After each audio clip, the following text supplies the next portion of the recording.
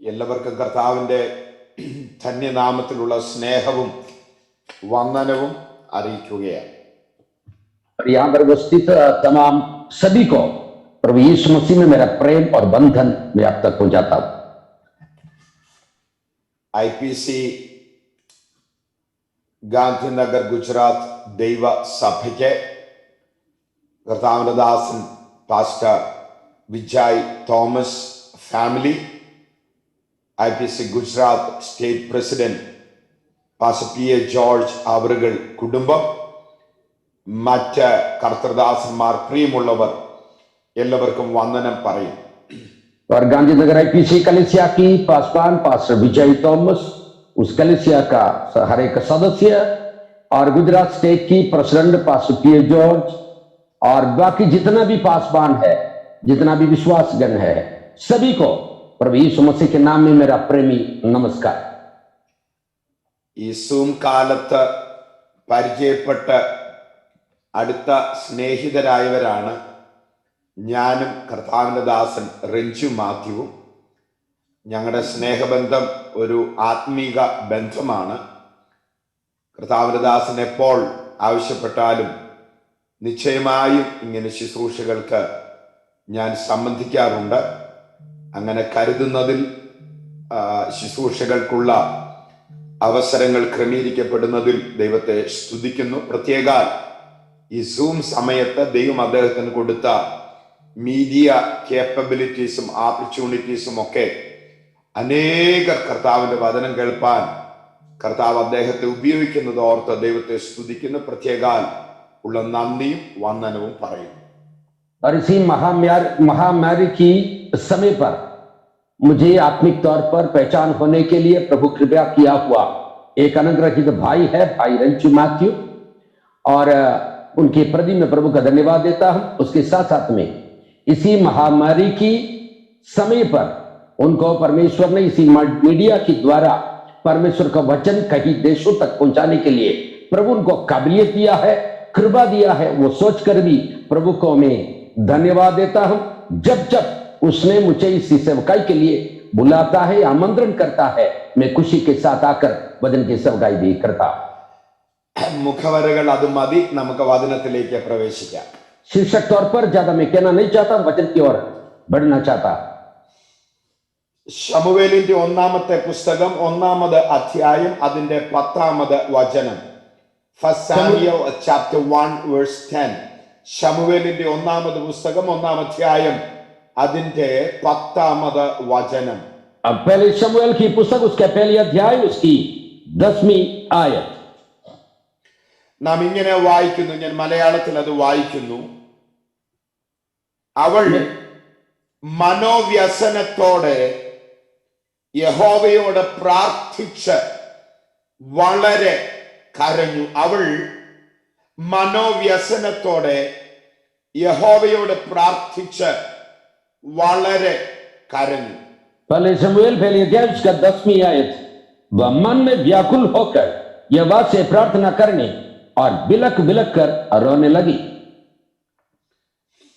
ഇംഗ്ലീഷിലെ ആ പദപ്രയോഗം കുറെ കൂടെ ശ്രദ്ധേയമാണ്. अंग्रेजी में इसी शब्द और हम ध्यान देना योग्य है.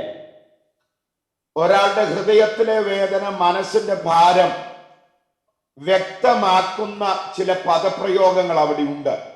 ഇംഗ്ലീഷില് നാം വായിച്ചാൽ and she was in bitterness, ഹൃദയത്തിൽ അവൾക്ക് ഭയങ്കര കയ്പും വേദനയും ഉണ്ടായിരുന്നു. അടുത്ത പദപ്രയോഗം bitterness of soul, അവിടെ പ്രാണനെ കാർന്നു തിന്നുന്നത് പോലെയുള്ള കയ്പ് വേദന അവൾക്കുണ്ടായിരുന്നു.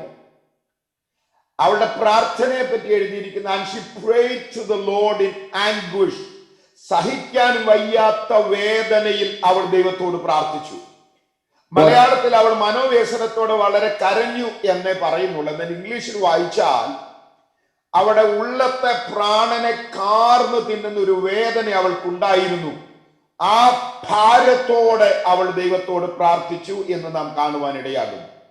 और इसी पद को अगर हम अंग्रेजी में पढ़ने जाए तो हम इसी तरह से पढ़ सकता है, वो बहुत बड़े और व्याकुल होकर रोया करके हिंदी में साधारण शब्द में लिखा है, लेकिन वो कड़वाहट से और उनकी मन को व्याकुल करने वाला, खेदित करने वाला, इसी बात के साथ बड़े दर्द के साथ परमेश्वर के सामने वो रोई है। ഈ വേദഭാഗത്ത് നിന്ന് വ്യാഖ്യാനിച്ച് പഠിക്കേണ്ടതിന് ഞാൻ കൊടുക്കുന്ന ഒരു തലക്കെട്ട് tears in tragic times. Tears in tragic times. കഷ്ടതയുടെ നാളുകളിലെ കണ്ണുനീർ. കഷ്ടതയുടെ നാളുകളിലെ കണ്ണുനീർ എന്ന വിഷയമാണ് ഇന്ന് രാത്രി ഈ വേദഭാഗത്ത് നിന്ന് നിങ്ങളോട് പങ്കുവെക്കുവാൻ ആഗ്രഹിക്കുന്നത്. अगर इसी संदेश को मैं एक शीर्षक देना चाहूं तो मैं ऐसी शीर्षक दूंगा जो मुसीबत की समय अथवा वेदना की बीच की आंसू. ബ്ലെസ്സഡ് ഹോപ്പ് ക്രൈസ്തവ എഴുത്തുപുര മാധ്യമ വേദികളിലൂടെയൊക്കെ ആയിരക്കണക്കിന് ആൾക്കാർ കർത്താവിന്റെ വചനം കേൾക്കുന്നുണ്ട്. ആ മാധ്യമങ്ങളുടെ പ്രവർത്തനങ്ങളെയും അത് കോർഡിനേറ്റ് ചെയ്യുന്നവരെയും ഒക്കെ ദൈവം അനുഗ്രഹിക്കട്ടെ. അങ്ങനെ ഈ സൂം വേദിയിലും ലൈവ് സ്ട്രീമിംഗ് വേദിയിലും എന്നെ കേൾക്കുന്ന പ്രിയരെ, കർത്താവിനെ ആശ്രയിച്ച് നിങ്ങളോട് പങ്കുവെക്കുവാൻ കർത്താവ് എന്നെ ഒരു ദൂത് ഏൽപ്പിച്ചിട്ടുണ്ട്. അത് പ്രാർത്ഥനയോടെ പങ്കുവെക്കുവാൻ ഞാൻ ആഗ്രഹിക്കുക. ब्लेस्ड होप मीडिया के द्वारा और क्राइस्तवा एഴുത്തുപുര जो माध्यम है उनकी द्वारा हजारों की संख्या में लोग परमेश्वर का वचन सुन रहा है. वो दोनों की कार्य को सोचकर मैं परमेश्वर को धन्यवाद करता हूं. साथ साथ में आज रात को आप तक पहुंचाने के लिए परमेश्वर ने मुझे एक संदेश दी है. उसी संदेश मैं आप तक पहुंचाना चाहता हूं. ഈ പുസ്തകം എഴുതിയ സമയത്ത് 1-2 പുസ്തകങ്ങൾ എന്ന നിലയിലല്ല എഴുതിയത്. ഒരുമിച്ച് എഴുതിയ ഒരു ചരിത്രമാണ്. പിന്നീട് ഗ്രീക്ക് സെപ്റ്റജന്റ്, ഹീബ്രു ഭാഷയിൽ നിന്ന് ഗ്രീക്ക് ഭാഷയിലേക്ക് തർജ്ജിമ ചെയ്തപ്പോഴാണ് ഈ പുസ്തകത്തെ രണ്ടായി തിരിച്ചത്. जब शमूएल की पुस्तक ने लिखा था, पहली शमूएल और दूसरी शमूएल दोनों पुस्तक एक साथ था अथवा एक ही पुस्तक की तरफ से वो मानता था. जब इब्रानी पंडितों ने यूनानी भाषा में उसको अनुवाद किया, सत्यवचन परिभाषा की, उसी समय पर उसी पुस्तक को 2 भाग में बांटा गया है. ഈ പുസ്തകത്തിന്റെ ചരിത്രം 150 വർഷം നീണ്ടു നിൽക്കുന്ന ഒരു ചരിത്രമാണ്. ശമൂവേലിന്റെ ജനനത്തിൽ തുടങ്ങുന്നു, ദാവീദിന്റെ മരണത്തിൽ അവസാനിക്കുന്ന പുസ്തകം. इसी पुस्तक के अंदर हम इतिहासों को हम देख सकता है. करीबन 150 साल अथवा शमूएल की शुरुआत से लेकर दावीद राजा की अंत तक की एक बड़ी लंबी समय की कहानियां इसके अंदर हम पढ़ सकता है. ഇസ്രായേലിലെ ആദ്യത്തെ 3 രാജാക്കന്മാർ, പ്രധാനപ്പെട്ട 3 രാജാക്കന്മാരുടെ ചരിതം പറയുന്നുണ്ട്. എങ്കിലും അതിലും പ്രസക്തി ദൈവത്താൽ ഉപയോഗിക്കപ്പെട്ട ഒരഭിഷിക്തനായതുകൊണ്ട് ഈ പുസ്തകത്തിന് അദ്ദേഹത്തിന്റെ തന്നെ പേരാ കൊടുത്തിരിക്കുന്നത്, ശമൂവേലിന്റെ പുസ്തകം. और इसी पुस्तक के अंदर इस्राएल की मुख्य 3 राजाओं के बारे में कुछ परामर्श, उनकी बातें हम देख सकता है. लेकिन परमेश्वर को या पवित्र आत्मा को ये पाया कि उसके अंदर शक्तिशाली परमेश्वर की अभिषिक्त दास शमूएल की नाम इसी पुस्तक को लिखने के लिए वो पसंद किया. ഞാനിങ്ങനെ ഈ സൂമേദിയിൽ നോക്കുമ്പോൾ ശമൂവേൽ പേര് അധികം പേർക്ക് ഞാൻ കാണുന്നില്ല. നമുക്ക് പരിചയമുള്ള പേരാ ഷമുኤൽ. ഷെമുኤൽ ഹിബ്രുവിലാണെങ്കിൽ ഷെമുኤൽ, നമ്മൾ മലയാളത്തിൽ ശമൂവേൽ എന്ന് എഴുതും. ഷെമ എന്ന ഒരു ഗ്രീക്ക് പദമുണ്ട്. ഷമ എന്ന ഗ്രീക്ക് പദത്തിന്റെ അർത്ഥം കേൾക്കുക എന്ന. ഇസ്രയേലില് അവർ എല്ലാ ദിവസവും പ്രാർത്ഥിച്ചിരുന്ന പ്രാർത്ഥനയാണ്, ഇസ്രയേലെ കേൾക്ക, നിന്റെ ദൈവമായ യഹോവ ഏകൻ തന്നെ. Hear, O Israel, your Lord God is one. എല്ലാ ദിവസവും യഹൂദ ഭവനത്തിൽ അവർ ചൊല്ലുന്ന ആവർത്തിക്കുന്ന പ്രാർത്ഥനയായിരുന്നു, ഇസ്രയേലെ കേൾക്ക, നിന്റെ ദൈവം ഏകൻ തന്നെ. അപ്പോൾ ആ പ്രാർത്ഥനയെ വിളിച്ചിരുന്ന പേരാണ് Shema, Shema Israel. और इसी जूम प्लेटफॉर्म में मैं जो देख रहा हूं, शमूएल नाम कई कम ही दिखाई दे रहा है। जो हमें जानते हैं, हम पहचानने वाला एक शब्द है शमूएल। जो शब्द इस इब्रानी भाषा में शेमुएल इस शब्द से निकला है, वो शब्द इस्राएलियों के लिए हर दिन प्रार्थना करने वाला एक शब्द था। हे इस्राएल का परमेश्वर सुन, तेरा परमेश्वर एक ही है। इसी प्रार्थना को क्षमा शब्द से कहते थे। उसी शब्द से शमूएल का नाम बाहर निकला। अब ഷമാ എന്ന് പറഞ്ഞാൽ ഹിയർ, കേൾക്കുക. എൽ എലോഹിം ദൈവം, ഷമുኤൽ ഷമുኤൽ രണ്ടർത്ഥങ്ങളാണ്. ഒന്ന്, ദൈവം പ്രാർത്ഥന കേട്ട് നൽകിയ തലമുറ. രണ്ട്, ദൈവത്തെ കേൾക്കുന്ന സ്വഭാവമുള്ള തലമുറ. ഈ രണ്ടർത്ഥവും ഈ പേരിന് അനുയോജ്യമാണ്. दो शब्द से जो शब्द की सम्मेलन है इब्रानी भाषा के अंदर शमूएल, उसकी मतलब यह है यहोवा सुना, अथवा यहोवा सुनने वाला परमेश्वर है, अथवा यहोवा की आवाज को सुनने वाला है। ये दोनों मतलब इसी शब्द में आ जाता है। എനിക്കൊരു ചോയ്സ് ഉണ്ടായിരുന്നെങ്കിൽ ഞാൻ എന്റെ പേര് മാറ്റിയേനെ. ഇന്ന് വരെ എനിക്കറിയത്തില്ല സാബു എന്ന് പറഞ്ഞാൽ പേരിന് അർത്ഥം എന്നാണെന്ന്. ഹിന്ദിയിൽ ഒരു സാബൂലുണ്ടെന്ന് എനിക്കറിയാം, അതിന്റെ അർത്ഥം അത്ര നല്ലതല്ല. എന്നാലും സാബു എന്നുള്ള പേരിന്റെ അർത്ഥം എനിക്ക് ഇതുവരെ അറിയത്തില്ല. പിള്ളേർക്ക് ഇടാൻ കൊള്ളാവുന്ന ഒരു പേര് ശമൂവേൽ, ദൈവത്തെ കേൾക്കുന്നവൻ, ദൈവ ശബ്ദം കേൾക്കാൻ കാതു കൊടുക്കുന്നവൻ എന്നാണ് ഇതിന്റെ അർത്ഥം. और अगर मेरा शब्द को बदलने के लिए मौका मुझे मिला होता तो मेरा नाम में बदलता। मैं आज तक मैं नहीं जानता है मेरा नाम जो साबु है उसका मतलब, लेकिन हिंदी में साबुन करके एक शब्द है, वो भी इतना अच्छे वाला मतलब वाला शब्द नहीं है। लेकिन शमूएल जो बच्चों को डाल सकता है, एक खूबसूरत एक अनुग्रहकारी शब्द है जो यहोवा सुन रहा है, अथवा यहोवा की शब्द सुनने वाला, यही मतलब इस शब्द को है। ആരുടെ പ്രാർത്ഥന കേട്ടു, എങ്ങനെയുള്ള പ്രാർത്ഥന കേട്ടു, ഏത് കാലത്ത് പ്രാർത്ഥന കേട്ടു, കേട്ട പ്രാർത്ഥനയുടെ മറുപടി എന്ത്, മറുപടി കിട്ടിയതിന്റെ പ്രത്യേകത എന്ത്, ഒക്കെ ധ്യാനിക്കാൻ കൊള്ളുന്ന ഒരു സമയമാണിത്. और इसी समय हमें ऐसी बातों को मनन करना योग्य समय है। किसकी प्रार्थना प्रभु ने सुना है और क्यों प्रार्थना सुना है, कैसी प्रार्थना सुना है, उसी प्रार्थना का जवाब क्या था, इन सारे बातों को मनन करने लायक मौका हमारे पास है। ബുക്ക് ഓഫ് ജഡ്ജസിന്റെ സമയം നമുക്കറിയാം. അതായത് നമുക്ക് യോശുവയുടെ പുസ്തകം അവസാനിക്കുമ്പോ അവിടെ എഴുതിയിരിക്കുകയാണ്,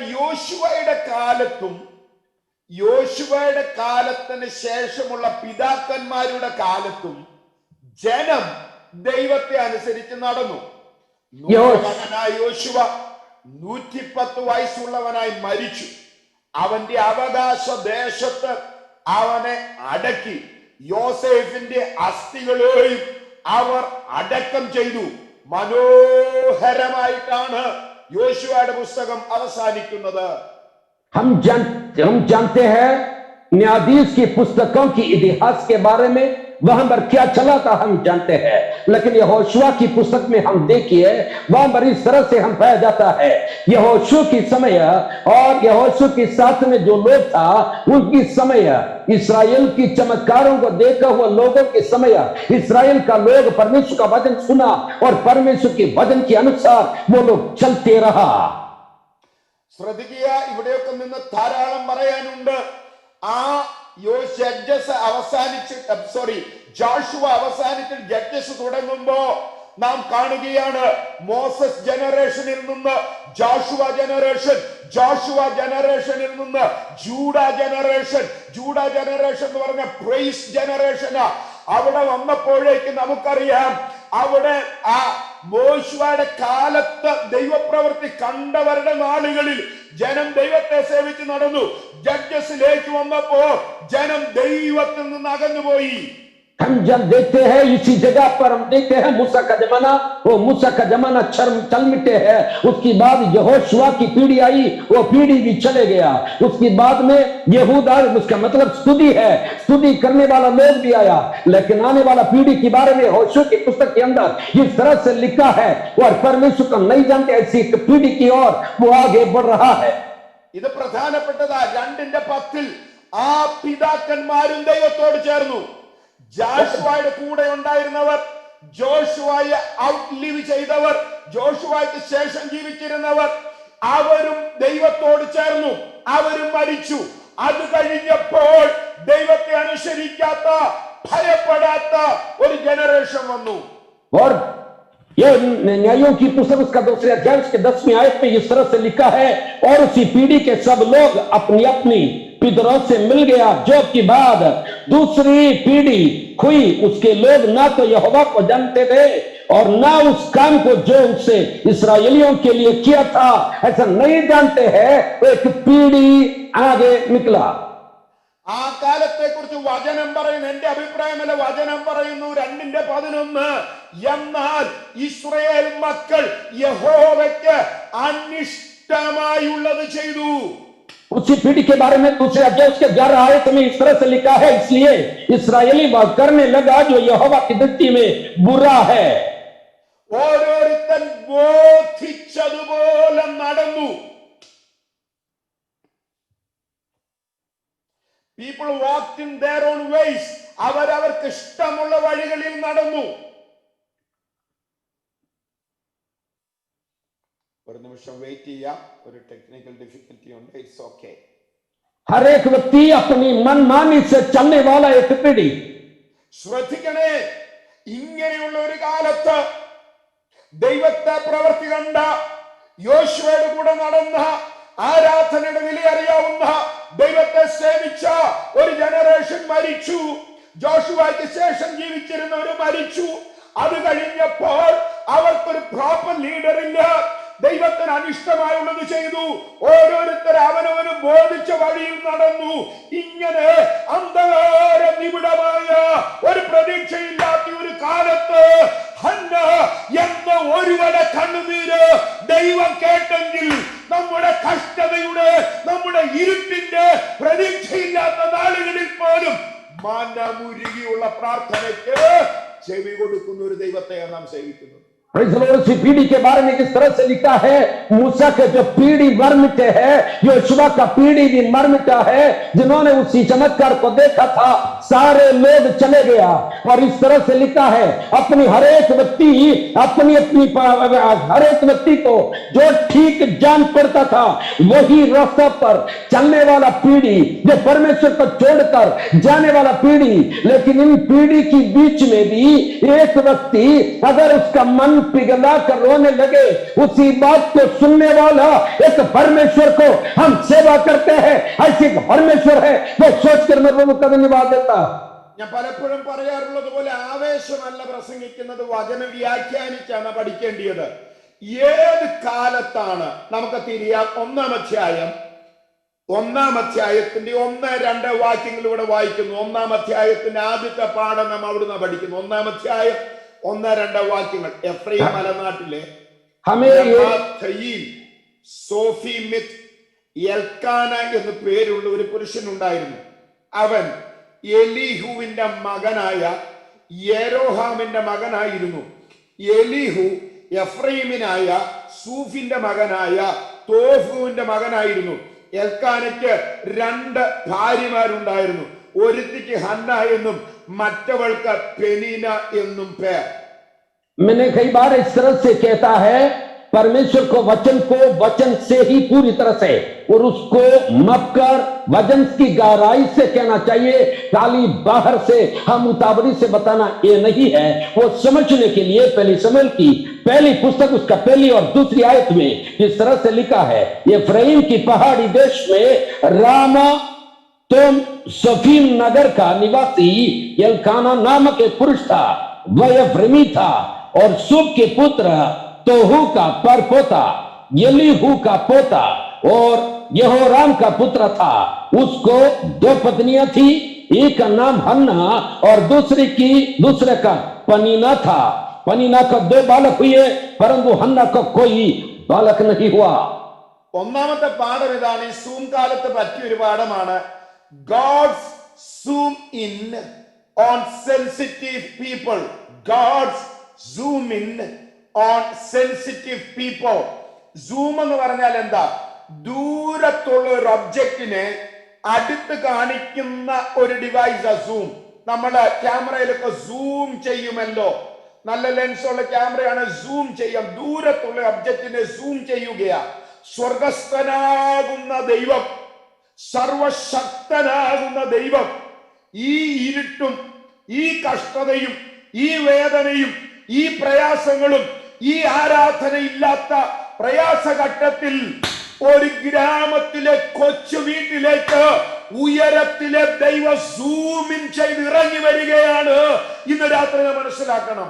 और हमें पहली पाठ यहां से यह सीखना है, पहली मुद्दा यह है, परेशान के समय, कष्ट के समय, मुसीबत के समय, मसलाओं के बीच में परमेश्वर एक छोटा सा गांव के एक परिवार की ओर उनकी कैमरा जूम कर रहा है।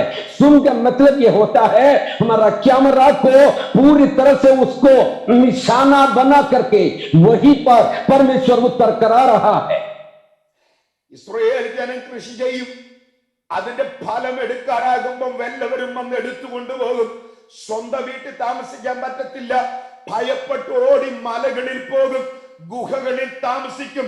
ശത്രുഭീതി, ആരാധനയില്ല, പ്രയാസങ്ങൾ, ബുദ്ധിമുട്ടുകൾ ഇതെല്ലാം കണ്ട് മനമെടുത്തെങ്കിലും ഒരു വീട്ടിൽ പ്രാർത്ഥന ഉയർന്നതുകൊണ്ട് ഈ വല്ലാത്ത കാലത്തും ഉയരത്തിലെ ദൈവത്തിന്റെ കണ്ണ് ആ വീടിന്മേലേക്ക് ഇറങ്ങി വന്നെങ്കിൽ ഇന്ന് രാത്രി എന്നെ കേൾക്കുന്ന ദൈവമക്കൾ മനസ്സിലാക്കണം. നീ എവിടെ പാർത്താലും, നീ ഏത് ദേശത്തായിരുന്നാലും, നീ എത്ര പ്രയാസത്തിലൂടെ പോയാലും കണ്ണുനീരുള്ള കുടുംബത്തിന് മേൽ കർത്താവിന്റെ കണ്ണുണ്ട്. ആവർത്തിക്കുന്നു, കണ്ണുനീരുള്ള കുടുംബത്തിന് മേൽ കർത്താവിന്റെ കണ്ണുണ്ട്. പ്രാർത്ഥനയുള്ള കുടുംബത്തിന് മേൽ കർത്താവിന്റെ കണ്ണുണ്ട്. ആരാധനയുള്ള കുടുംബത്തിന് മേൽ കർത്താവിന്റെ കണ്ണുണ്ട്. Praise the Lord. इसी बात से हमें यह पता चलता है कि इस्राएली लोगों को देखिए, न्यायाधीश की पुस्तक के अंदर पढ़ सकता है, उन्होंने एक बार ऐसा खेती करता है, जब पकने के लिए समय आ जाता है तो शत्रु आकर के उनके सारे फसल को वहां से लुटवा कर ले जाता है। इस्राएली परेशानियों से, मुसीबतों के बीच में से गुजर रहा है, अपनी मनमानी से चल रहा है, लेकिन उनके बीच में भी एक परिवार जो परेशान के बीच में, जो समस्या के बीच में परमेश्वर की ओर दोहाई देने के लिए, चिल्ला उठाने के लिए तैयार है, तो परमेश्वर की आंख उनकी ओर लगे रहते हैं। परमेश्वर आज भी परेशान की ओर देखने वाला परमेश्वर है। പ്രിയരെ, ഞാൻ നോർത്ത് ഇന്ത്യയിലെ ഏറ്റവും വലിയ ക്രൗഡിനോട് ആദ്യം സംസാരിച്ചത് ഗുജറാത്തിൽ സൂറത്തിൽ ക്രമീകരിച്ച മീറ്റിംഗ്. ദേവദാസ സൂറത്തിൽ ഇരുന്ന സംസാരിക്കുന്നത്. ഗുജറാത്തിൽ ഇരിക്കുന്ന നിങ്ങളുടെ മേലും പി എ ജോർജ് ബാസി ഇരിക്കുന്നിടത്തും ഞാനായിരിക്കുന്നിടത്തും സ്ഥലകാല പരിമിതികളില്ല. എത്ര ഡിഫിക്കൽട്ട് ടൈംസ് ആണെങ്കിലും, എത്ര ഇരുട്ടിന്റെ നാളാണെങ്കിലും, എത്ര പരിമിതിയുള്ള ഇതാണെങ്കിലും ഈ വചനം ഇങ്ങനെ പറയുന്നു: കണ്ണുനീരുള്ളവന്റെ കൂടാരത്തിന്റെ മേൽ ദൈവത്തിന്റെ കണ്ണുണ്ട്. കണ്ണുനീരുള്ളവന്റെ കൂടാരത്തിന്റെ മേൽ ദൈവത്തിന്റെ കണ്ണുണ്ട്. ആരാധനയുള്ള കൂടാരത്തിന്റെ മേൽ ദൈവത്തിന്റെ കണ്ണുണ്ട്. ഏത് അസാധ്യങ്ങളിലാ നീ ജീവിക്കുന്നതെങ്കിലും കണ്ണുനീരുള്ള കൂടാരത്തിന്റെ മേൽ ദൈവത്തിന്റെ കണ്ണുണ്ട്. God will zoom in on sensitive people. Praise the Lord. मैं पहली बार जो सबसे ज्यादा अधिकांश भीड़ों के साथ वचन की सेवकाई किया है, तो मैं सूरत में, गुजरात में आकर वचन की सेवकाई किया। यहां पर सुनने वाला हर एक व्यक्ति से मैं कहना चाहता हूं, गुजरात जहां लोग आंसू से जा रहा है, जहां लोग आंसुओं से प्रार्थना करते हैं, जहां लोग मुसीबत के बीच में आंसू बहाना चाहते हैं, वहीं पर परमेश्वर की नजर है, परमेश्वर की आंख है, परमेश्वर आपकी ओर देख रहा है। Praise the Lord. Hallelujah. ഏലിയാവിനെ പോലും പരിചയപ്പെടുത്തുന്നുണ്ടല്ലോ, തിശ്ബയിൽ നിന്നുള്ള തിശ്ബനായ ഏലിയാവെന്ന്. എന്നാൽ ഈ എൽക്കാനെ ആരാ? എന്റെ ന്യായമായ ഒരു ചോദ്യമാണ്. ആരാ? പുള്ളി എന്നെ രാജാവാണ്, പ്രൈം മിനിസ്റ്ററാണ്, ഒരു ദേശത്തെ വലിയ ആളാണ്, പൊളിറ്റിക്കലി റെലവന്റ് ഒരു വ്യക്തിയാണോ? പൊളിറ്റിക്കൽ റെലവൻസ് ഉള്ള സ്ഥലമാണോ? ഏതെങ്കിലും കിങ്സ് ആ കുടുംബത്തിലുണ്ടോ? എന്തോ ആണുള്ളത്. പക്ഷേ എൽക്കാനെ പരിചയപ്പെടുത്തുന്നത് വേദപുസ്തകത്തിൽ ഒരു കിങ്ങിനെ പരിചയപ്പെടുത്തുന്നത് പോലെയാണ് എൽക്കാനെ പരിചയപ്പെടുത്തുന്നത്. ആ മലനാട്ടിലും ആ കൊച്ചു ഗ്രാമത്തിലും ഇന്ന് രാത്രി മാറത്തെ കരം വെച്ച് ഞാൻ പറയാം, നമ്മുടെ ആരുടെ വീടിന്റെ വലിപ്പം കണ്ടിട്ടല്ല, നമ്മുടെ ആരുടെ യോഗ്യത കണ്ടിട്ടല്ല, ഞാൻ വളർന്നു വന്ന എന്റെ കൊച്ചു വീട്ടിൽ രാവിലെ രാത്രിയും ഉച്ചയ്ക്കുമൊക്കെ കയറി ചെന്നാൽ ഞാൻ കണ്ടിട്ടുണ്ട് ഒരു പായുടെ കഷണത്ത് വീട്ടിന്മേൽ ഇരിക്കുന്ന രണ്ടമ്മച്ചിമാരുള്ള വീട്ടിലാണ് ഞാൻ വളർന്നത്. നമ്മളാരും ഇന്ന് വരെ വന്നത് നമ്മുടെ കുടുംബത്തിന്റെ പാരമ്പര്യം കൊണ്ട് പത്രാസ് കൊണ്ടുമല്ല. കണ്ണുനീരൊഴുക്കുന്ന കുടുംബങ്ങളെ തമ്പുരാൻ കണ്ടു എന്നല്ലാതെ ഇന്ന് രാത്രി നമുക്ക് പറവാൻ മറ്റൊന്നുമില്ല. Praise the Lord. एलिया के बारे में इस वक्त लिखा है कि एलिया वहीं पर परमेश्वर का वचन लेकर आया है, लेकिन यहाँ पर हम पढ़ते हैं तो हन्ना की कुटुंब के बारे में इस तरह से यहाँ पर लिखने के लिए कारण इतना बड़ा क्या है? क्या वो खानदान जो जहां राजा की जन्म होता है, क्या वो खानदान वहीं पर कोई बड़े बड़े अधिकारी है क्या? कोई राजकारण की बड़े व्यक्ति है क्या? क्यों परमेश्वर ने इतनी बड़ी विस्तार से उनकी खानदान के बारे में लिखने का कारण क्या है? मैं जहां पाला है, मैं जहां जन्म हुआ है, मेरा घर के अंदर दो माता जिया एक छोटे से चटाई पर घुटने टेकर प्रार्थना करने वाला परिवार में मेरा जन्म हुआ है. मैं कहना चाहता हूं, प्रार्थना करने वाला परिवार के बारे में परमेश्वर विस्तार से कहता है. हालेलुया.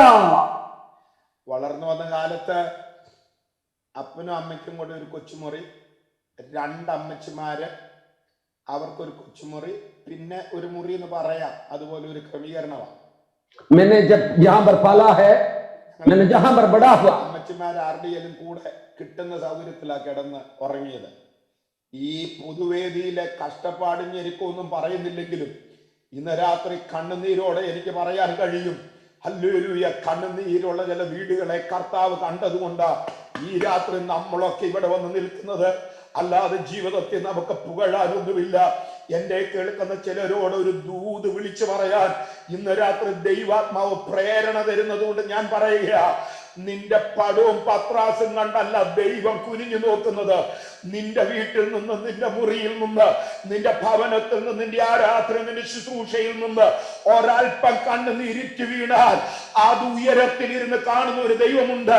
നീ പാർക്കുന്ന ഏത് കൊച്ചു ഗ്രാമമാണെങ്കിലും, നീ പാർക്കുന്നത് ഏത് കൊച്ചു വീടാണെങ്കിലും, കണ്ണുനീരുള്ള കുടുംബത്തെ ഉയരത്തിൽ നിന്ന് നോക്കി കാണുന്ന ഒരു ദൈവത്തെയാണ് ഇന്ന് രാത്രി നാം സേവിക്കുന്നത്. Praise the Lord. मैंने जहां पर पाला है, मेरा जहां पर जन्म हुआ, उसी घर के बारे में तो इस तरह से है. वहां पर एक कमरा था मेरा माता पिता के लिए, एक कमरा था, दोनों माता की वहीं पर सोते थे, बाकी एक कमरा भी नहीं कह सकता है. ऐसी घर में मेरा पाल पोषण हुआ है. आज रात को मैं कहना चाहता हूं, परमेश्वर देखते हैं जहां बड़े दाढ़ी मोड़ी उनका घर पर हो, और क्या उनकी पढ़ाई हो, क्या खानदान हो, वो नहीं देखते हैं. परंतु जिस घर में आंसू है, जिस घर में है दोहाई है, जो घर में बिलख बिलख कर रोते हैं, वही की ओर परमेश्वर उत्तर कराता है. उसी कारण आज हम इतने अनुग्रहित रीति से परमेश्वर का प्रचार कर रहा हूं. हालेलुया. ഹല്ലേലൂയ. എന്നെ ഇത് വല്ലാതെ ചിന്തിപ്പിച്ചു. ഏത് കെയർ ഓഫില എൽക്കാനയുടെ കുടുംബത്തിന് ഇത്ര അറ്റൻഷൻ കിട്ടിയത്? ഞാൻ ഓർത്ത് എനിക്കതൊന്ന് പഠിക്കണം. ഞാൻ ധ്യാനിച്ചപ്പോൾ മനസ്സിലാക്കിയത് ഇതാ, ഏത് സമയത്ത് ഏത് കാലത്തായി ഈ അറ്റൻഷൻ വരുന്നത്? നമുക്കറിയാം, യഹോവയുടെ വചനം ദുർലഭമായിരുന്ന കാലത്ത്, യഹോവയുടെ വചനം ദുർലഭമായിരുന്ന കാലത്ത്, हम जानते हैं कि ബോധിച്ചത് ചെയ്തിരുന്ന കാലത്ത്, യഹോവയ്ക്ക് അനിഷ്ടമായുള്ളത്, people did evil in the sight of God, അങ്ങനെയുള്ള ഒരു കാലത്താണല്ലോ ഈ കുടുംബത്തെ ദൈവം കാണുന്നത്. मैंने इसी बात के बारे में ज्यादा सा पढ़ने के लिए मैंने चाहा, क्यों परमेश्वर इतना जानकारी उनके बारे में लिखा, क्यों परमेश्वर ने इतने विस्तार से लिखा, उसके बारे में मैंने पढ़ने के लिए थोड़ा समय बिताया. तो मुझे ये पता चला, क्योंकि वो समय के बारे में इस तरह से लिखा है, वो समय ऐसा था जो परमेश्वर का वचन दुर्लभ था, अपनी मनमानी से चलने वाला समय था। രമാഥേമിൽ സോഫീമിൽ എൽക്കാന എന്നൊരു പുരുഷൻ, സോഫീം എന്ന് പറഞ്ഞ സൂഫ് ഫാമിലി, അപ്പൊ ആ കുടുംബത്തിൽ നിന്ന് എൽക്കാന എന്നൊരു പുരുഷൻ, ഈ സൂഫ് ഫാമിലി ലിവൈറ്റ് ലേവ്യ കുടുംബത്തിലുള്ളവരാ. ലേവ്യ കുടുംബത്തിലെ പെട്ടകം ചുമക്കാൻ അസൈൻമെന്റ് ഉണ്ടായിരുന്ന കൊഹാത്യ കുടുംബത്തിൽപ്പെട്ടവനാണ് ഇവൻ. और इसी परिवार के बारे में इस तरह से पढ़ा, वहां पर एक नाम लिखा है जो ओसूप की पुत्र तोहू का परपोता था, और उनके बारे में जिस तरह से पढ़ा, और उस समय पर यहूद इसराइलियों के लिए संदूक उठाने के लिए केहात जो कुल को परमेश्वर ने निर्धारित किया, उसी कुल का एक व्यक्ति था. ഈ കൊച്ചിയിലെ ജ്യൂസ് ഉണ്ട്, എനിക്ക് ഹിസ്റ്ററി വളരെ ഇഷ്ടമുള്ള ആളാണ്. അതുകൊണ്ട് ഞാൻ കൊച്ചി പോയപ്പോൾ എൻ്റെ ഒരു ഫ്രണ്ടിനെ കൂട്ടി ജൂവിഷ് ടൗണിൽ പോയി. അവിടുത്തെ last living Jewish person Sarah Cohen എന്ന് പറയുന്ന ഒരാളായിരുന്നു, സാറ കോഹൻ. അപ്പൊ ആ സ്ത്രീ കഴിഞ്ഞ വർഷം മരിച്ചുപോയി. ഞാൻ കുറെ നേരം അവരുടെ കൂടെ സമയം സ്പെൻഡ് ചെയ്തു, സംസാരിച്ചു.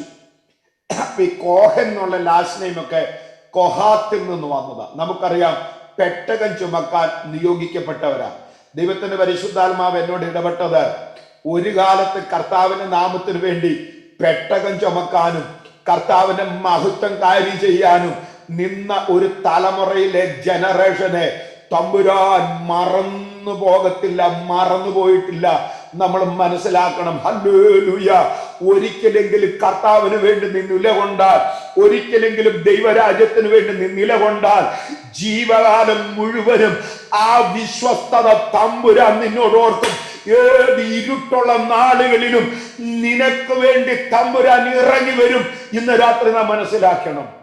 और मैं हिस्ट्री इतिहास को अच्छी तरह से मुझे पसंद है, इसलिए मैंने एक बार केरला में गया, वहीं पर यहूदी सेटलमेंट है, वहां पर देखने के लिए मैंने एक मित्र के साथ वहीं पर गया. वहां मैंने एक आखिरी जो परिवार था यहूदी, उस परिवार सारा कोहन नाम का एक व्यक्ति को मैंने वहीं पर मिला. और मैंने ये बात इसलिए, सारा कोहन है, वो कहाती कुटुंब के उसी कुल का व्यक्ति था. मैं एक बात आपसे बताना चाहता हूं, अगर एक समय परमेश्वर का संदूक को उठाने के लिए आप तैयार हो जाइए, और आपकी परिवार से परमेश्वर का वचन को उठाता है, उनकी पीढ़ियों को कभी ना भूलने वाला एक विश्वास योग्य परमेश्वर है हमारा परमेश्वर. ഹല്ലേലൂയ. ഈ കൊഹാത്യ കുടുംബത്തെ തന്നെ മൂന്നായിട്ട് തിരിക്കും. മൂന്ന് പ്രോമിനന്റ് കുടുംബങ്ങൾ അതിലുണ്ടായിരുന്നു. നമുക്കറിയാം, നാം പുസ്തകം വായിക്കുമ്പോൾ മനസ്സിലാക്കുന്ന പേരുകൾ: 1 കൊഹാത്യർ, 2 ഗർഷോന്യര്, 3 മെരാരൈറ്റ്സ്. അതിലെ ഏറ്റവും പ്രോമിനന്റ് ആയിരുന്നു കൊഹാത്യര്. നമുക്കറിയാം, ടാബർനാക്കിളിന്റെ സൗത്ത് സൈഡിലാണ് അവർ താമസിച്ചു കൊണ്ടിരുന്നത്. और इन 3 परिवार के बारे में हम पढ़ सकता है, ये मेल मिलाप वाले तंबू की साधनों को उठाने के लिए उनको नियुक्त किया गया था. वो 3 कुटुंब है, केहाती है, मरारी है, गर्शोनी है. उनको और मुलाकात मंडप की, मेल मिलाप वाले तंबू की दक्षिण भाग में वो लोग वहीं पर रहता था. ഇവർക്കൊരു പ്രത്യേക ഡ്യൂട്ടി ഉണ്ടായിരുന്നു. അവര് ടാബർനാക്കിളിന് അടുത്ത് താമസിക്കാൻ കാരണം ഇവരുടെ ജോലിയായിരുന്നു ഈ ലാംപ് സ്റ്റാൻഡ് ഒക്കെ കീപ്പ് ചെയ്യുക, കെട്ടുപോകാതെ ക്ലീൻ ചെയ്യുക. എപ്പോഴും പോയി ലാംപ് സ്റ്റാൻഡ് ക്ലീൻ ചെയ്യുക, കെട്ടുപോകാതിലൂടെ ഓൾട്ടേഴ്സിനെ ക്ലീൻ ചെയ്യുക, യഹോവയുടെ ആലയത്തിലെ പാത്രങ്ങളെ, വെസൽസിനെ ക്ലീൻ ചെയ്യുക. ഇതൊക്കെയായിരുന്നു ഇവരുടെ ജോലി. അതുകൊണ്ട് എന്താ, ദേശം പിടിച്ചടക്കിയപ്പോ 13 പട്ടണങ്ങൾ ഈ കുടുംബത്തിന് കൊടുക്കാനിടയായി. മനസ്സിലായി? യോശുവയുടെ കാലത്ത് ദേശം പിടിച്ചടക്കിയപ്പോ 13 പട്ടണങ്ങൾ ഇവർക്ക് കൊടുക്കാനിടയായി. और इनको इसलिए उनको मेल मिलाप वाले तंबू की करीब रहना पड़ता था, क्योंकि वहीं पर संदूक के अंदर कई प्रकार की दूब वेती है. वहां पर दूब जलाने का काम होता है, उसको साफ करने का काम होता है, उसको उठाने का काम होता है, सारे चीजों को साफ सफाई करने का कार्य उसमें निर्धारित था. इसलिए उन्होंने वहीं पर रहता था.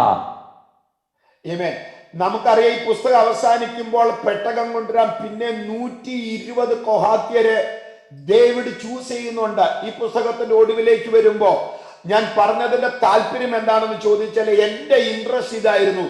എന്തുകൊണ്ടാ ഇങ്ങനെ ഒരു സമയത്ത് ഇതുപോലെ ഒരു എളിയ കുടുംബത്തിലേക്ക് ദൈവത്തിന്റെ ശ്രദ്ധ വന്നത്? തമ്പുരാൻ എന്നെ മനസ്സിലാക്കിയ കാര്യം, നമ്മളോ നമ്മുടെ മുൻതലമുറയോ നമ്മളോ നമ്മുടെ പിൻതലമുറയോ ഒക്കെ കർത്താവിന്റെ നാമത്തിന് രാജ്യത്തിനു വേണ്ടി ഒരു ചെറു വിരലെങ്കിലും അനക്കിയിട്ടുണ്ടെങ്കിൽ കഷ്ടതയുടെയും വേദനയുടെയും കണ്ണുനീരിന്റെ നാളുകളിൽ അവൻ നമ്മളെ കൈവിടത്തില്ല. നമ്മുടെ കുഞ്ഞുങ്ങൾക്ക് വേണ്ടി 10 തലമുറ തിന്നാനുള്ളത് ബാങ്കിൽ ഇടുന്നതിനേക്കാൾ അവർക്ക് വേണ്ടി മുട്ടുമടക്കിയാൽ, അവർക്ക് വേണ്ടി കണ്ണുനീരൊഴുക്കിയാൽ, അവർക്ക് വേണ്ടി ജാഗരിച്ചാൽ, ഇതൊരു ഡെപ്പോസിറ്റ് പോലെ കയ്യിൽ വെച്ച് വേദനയുടെ കഷ്ടതയുടെ നാളുകളിൽ തമ്പുരാൻ നിന്നെ തേടി ഇറങ്ങി വരും. ഈ രാത്രി മനസ്സിലാക്കണം. Praise the Lord. इसी वजन से मुझे पवित्र आत्मा ने यह सिखाया कि और भी हाथियों के अलावा और दावीद राजा ने जो मूल्य बेल बिलाप वाले तंबू की साधनों को उठाने के लिए 120 अधिक लोगों को भी निर्धारित किया जाता है। मैं कहना चाहता हूं, और उनकी पीढ़ी में एक ऐसी व्यक्ति को परेशान के समय, मुश्किलों के समय, क्लेश और मसलों के बीच में परमेश्वर ने सुधी रखता है। मैं एक बात अब तक पहुंचाना चाहता हूं, अगर आपने परमेश्वर की कार्य के लिए एक छोटा सा उंगली भी उठाने के लिए अगर तैयार हुआ है तो आपकी पीढ़ी को कभी ना भूलने वाला एक परमेश्वर है। आपकी संतानों के लिए आप जो बटोर कर रखते हैं उससे बढ़कर आने वाला पीढ़ी के लिए परमेश्वर के सामने अपने किया हुआ काम वो मूल्य है और तो बड़े कीमती पूर्वक है। Praise the Lord. Hallelujah. നല്ല തണുപ്പ് ഉള്ള സമയമാണ്. ഇന്നലെ രാത്രിയിൽ ഒരു പ്രസംഗം കഴിഞ്ഞാൽ ഞാൻ കിടന്നത്.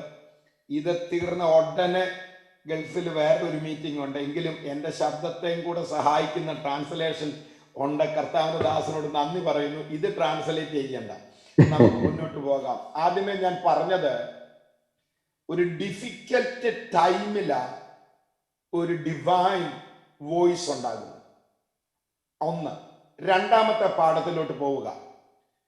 ഒരു ഡിവൈഡഡ് ഹോമിലാണ് ഡെസ്റ്റിനി വെളിപ്പെടുന്നത്. Destiny in a divided home.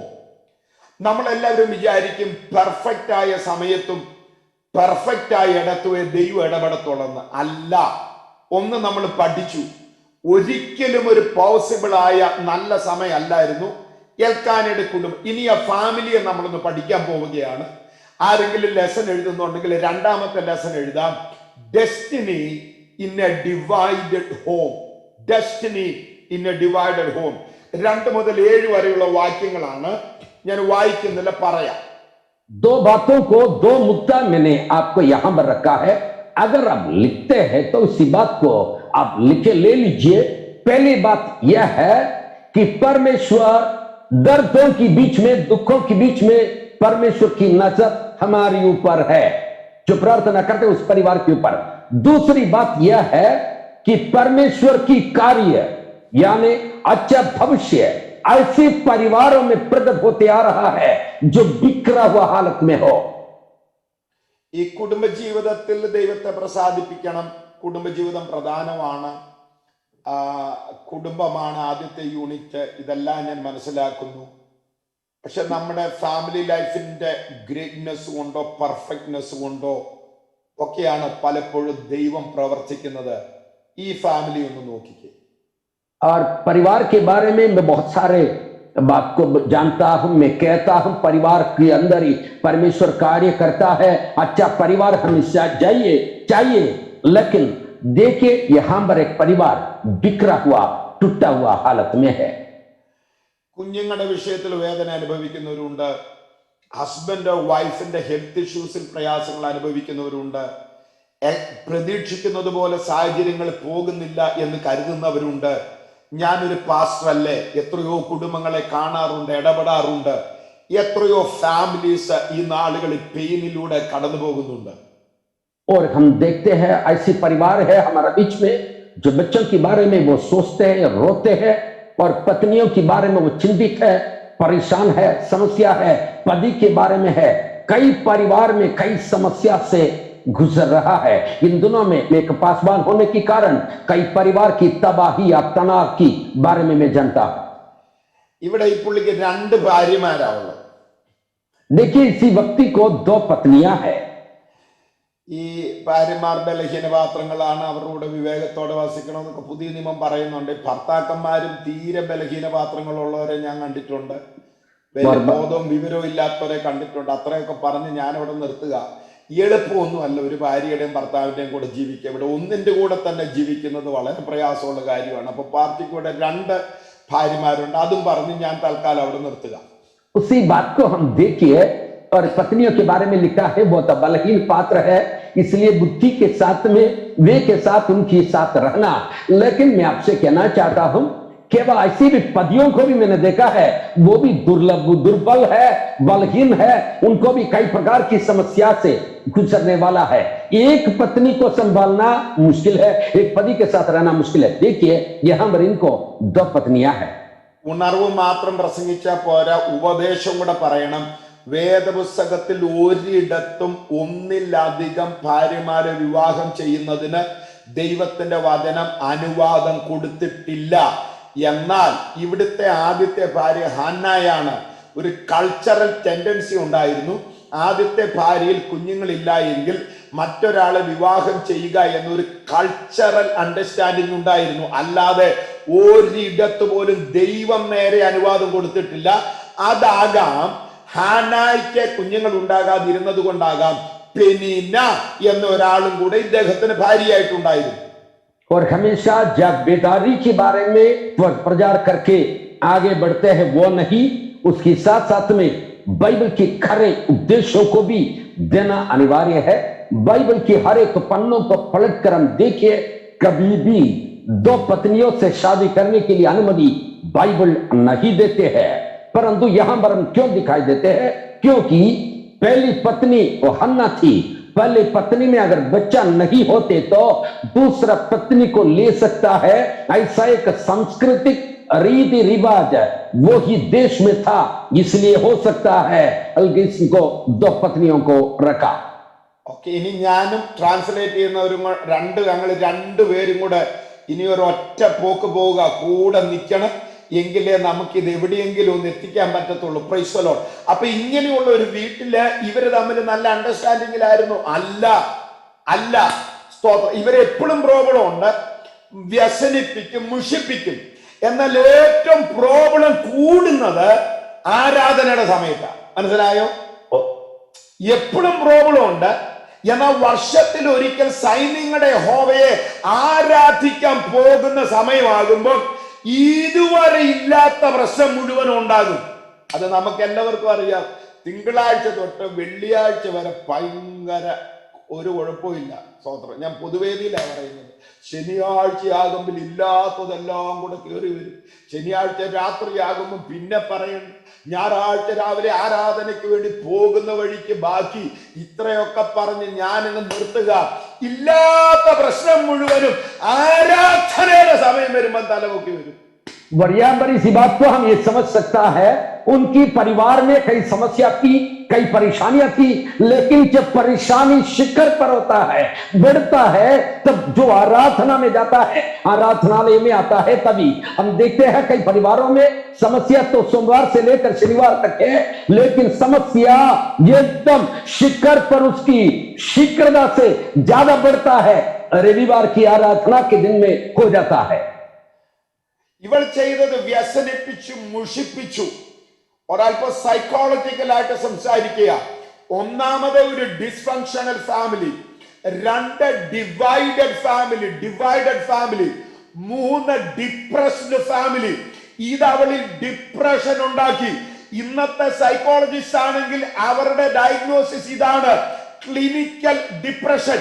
കാരണം ഒരാൾക്ക് ഫുഡ് കഴിക്കാൻ പോലും താല്പര്യമില്ലാതെ, ഫുഡിനോട് പോലും താല്പര്യം തോന്നാതിരിക്കുന്ന തരത്തിലുള്ള ഡിപ്രഷനെ ഇന്നത്തെ diagnosis clinical depression, medical assistance വേണ്ടിയ depression, divided hope, difficult times, depression ഉണ്ടാകുന്നു. പക്ഷേ ഇവിടെയെല്ലാം ഒരുവളുടെ പ്രതികരണം പ്രാർത്ഥനയോ. ഇതെല്ലാം തലമേൽ വന്നിട്ടും അവളുടെ പ്രതികരണം സൈന്യങ്ങളുടെ ദൈവമായ യഹോവയോട് അവൾ പ്രാർത്ഥിക്കുക. Praise the Lord. इसी परिवार को हम देखिए, इसी परिवार डिवाइडेड है और भागा पड़ा हुआ, टुकड़ा पड़ा हुआ एक परिवार है, भाई समस्या से भरा हुआ परिवार है। उसी परिवार में एक औरत दूसरी औरत को परेशान करने के कारण वो मानसिक बड़े तनाव या उलझन में चले जाता है। ऐसा उलझन में होने के बावजूद भी वो औरत ने क्या प्रतिक्रिया किया, वो अपने ध्यान देना योग्य है। वो हर एक तनाव में प्रार्थना से परमेश्वर की पास उनको विषय रखना चाहती थी। സമയമുണ്ടായിരുന്നു നമുക്ക് നിന്ന് വ്യാഖ്യാനിക്കാമായിരുന്നു പ്രിയരെ. ഇവിടുത്തെ ഒന്ന് രണ്ട് കാര്യങ്ങൾ വളരെ ശ്രദ്ധയോടെ നാം മനസ്സിലാക്കേണ്ടതുണ്ട്. ആദ്യമായിട്ട് സൈന്യങ്ങളുടെ ദൈവമായ യഹോവ എന്ന് ഉപയോഗിക്കുന്ന പുസ്തകം 66 പ്രാവശ്യം ആദ്യത്തെ അധ്യായങ്ങളിൽ സൈന്യങ്ങളുടെ ദൈവമായ യഹോവ എന്ന് ഉപയോഗിച്ചിട്ടുണ്ട്.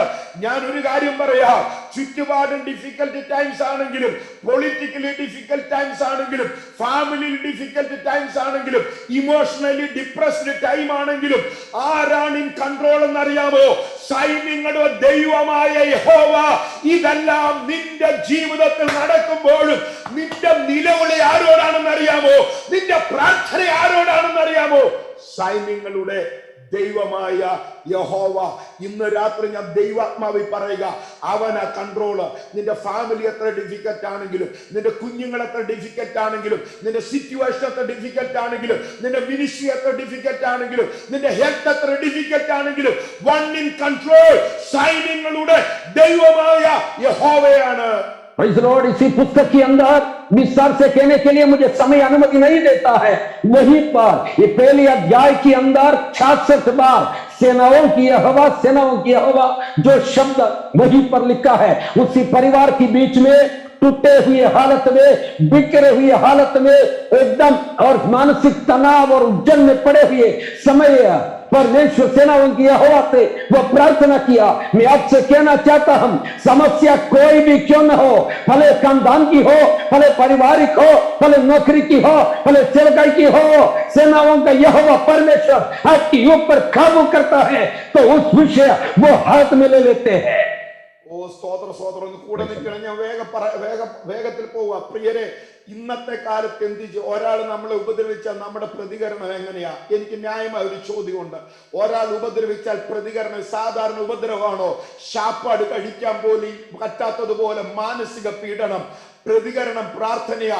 ഇത് ദൈവസഭ പഠിച്ചായിരുന്നെങ്കിൽ ആര് നിന്നെ ഉപദ്രവിച്ചാലും, ആര് നിനക്കെതിരെ ദോഷം പറഞ്ഞാലും, ആര് നിനക്കെതിരെ എഴുതിയാലും, ആര് നിനക്കെതിരെ എഴുന്നേറ്റാലും നീ തിരിച്ചവനിട്ട് ഒരു പണിയല്ല കൊടുക്കേണ്ടത്. നിന്റെ പ്രതികരണം പ്രാർത്ഥനയാകണം. നീ തിരിച്ച് പണി കൊടുത്താൽ നിനക്ക് പണി കിട്ടുമെന്നേ ഉള്ളൂ. പക്ഷെ ഏത് ഡിഫിക്കൽട്ട് സിറ്റുവേഷൻ ആണെങ്കിലും നിന്റെ നിലവിളി ദൈവത്തോടാണെങ്കിൽ തമ്പുരാൻ നിന്നെ മാനിക്കും. പ്രതികരണം പ്രാർത്ഥനയായിരിക്കണം.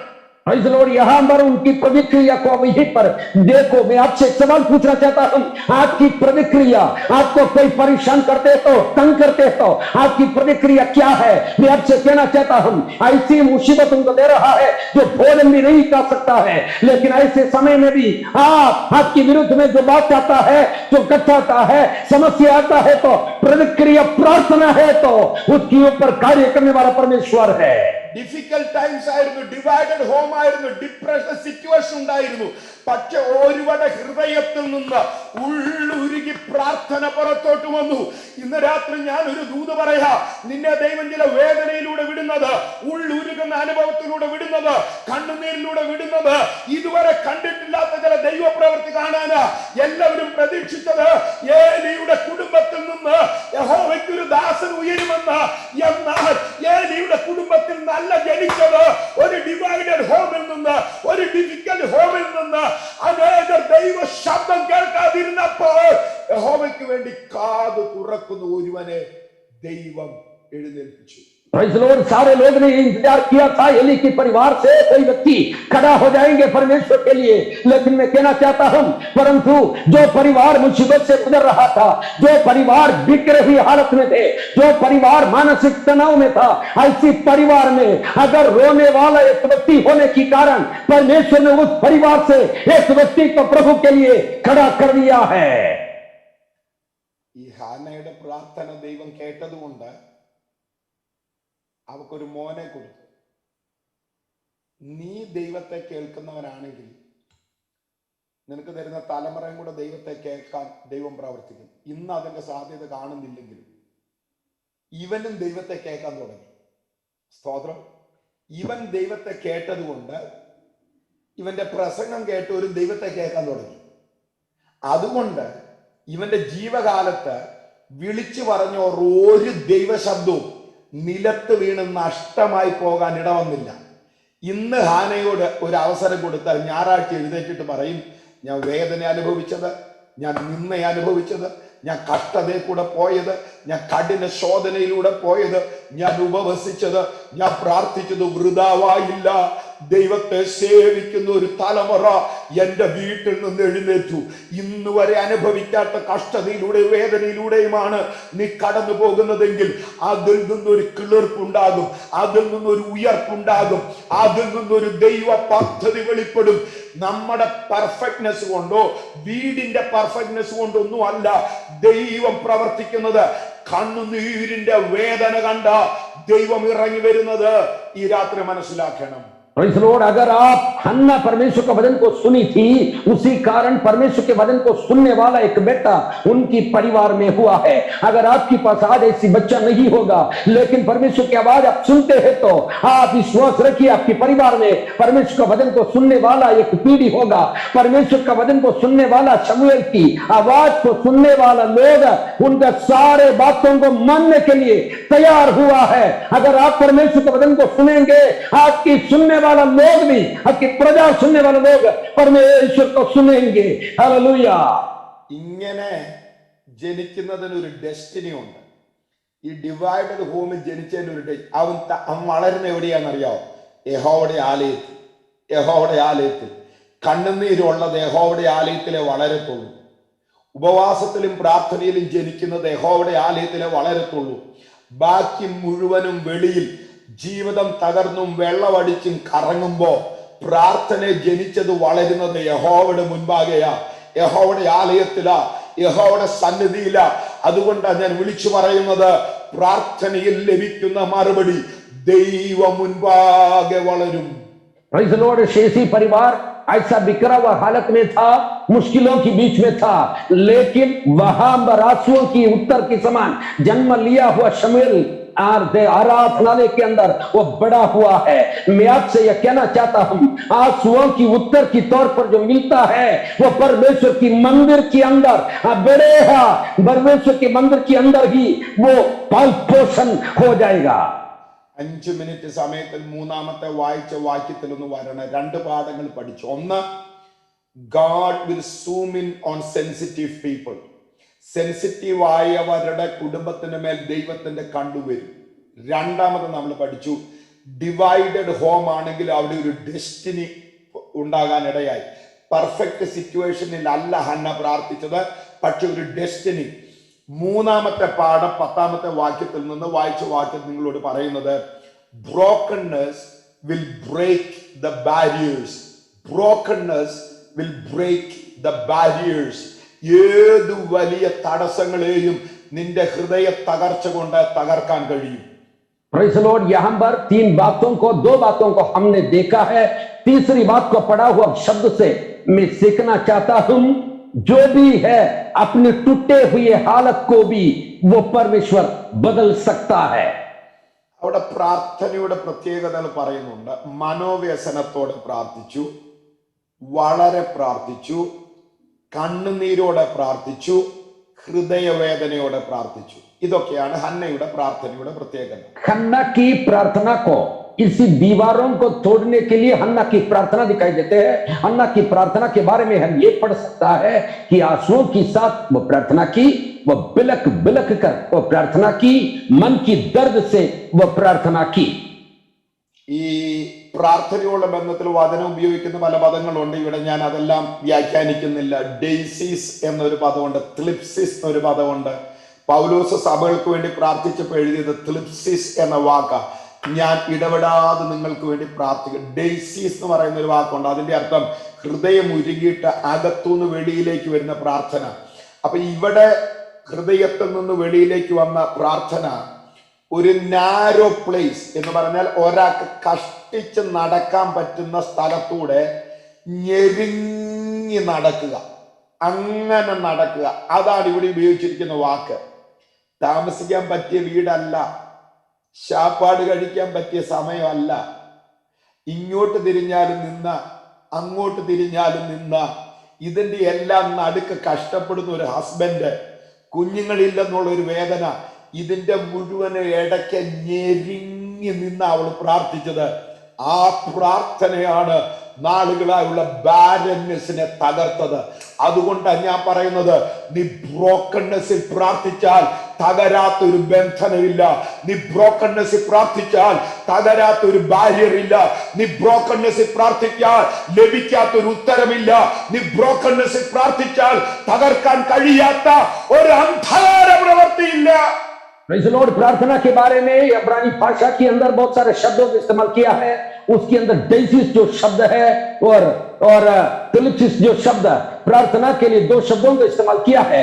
और उसका डेसिस की जो मतलब होता है, एक व्यक्ति को एकदम परेशान के साथ में, मुसीबत के बीच में से उसको गुजरने के लिए उसी जगह है, जगह कम है, सावेदी से बाहर उतरना। मैं आपसे कहना चाहता हूं, उनको दर्द में उसने प्रार्थना किया, परेशान के बीच में प्रार्थना किया, मुसीबत के बीच में प्रार्थना किया। वो प्रार्थना हर एक बंधन को तोड़ सकता है, शून्यता को भरा सकता है, हर एक समस्या को वो तोड़ सकता है। ഒരുപാട് കൊണ്ടെത്താൻ കഴിയുന്നില്ല. ഞാൻ നിർത്തുക, ഒരു അനുഭവം പറഞ്ഞ് ഞാൻ നിർത്താം. और मेरे एक अनुभव को बताकर मेरा करना आपको। വചനം പറയുന്നത് ഹനനിയാഗം നിശ്ചയി ഹോമയാഗം പ്രയാസ തകർന്നും നുറുങ്ങിയിരിക്കുന്ന ഹൃദയം മാത്രമേ ദൈവത്തിന് പ്രസാദമായുള്ളൂ.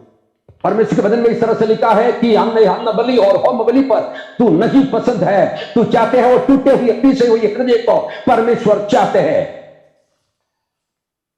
ചില ആഴ്ചകൾക്ക് മുമ്പ് എനിക്കൊരു ഫോൺ കോൾ ലഭിച്ചു.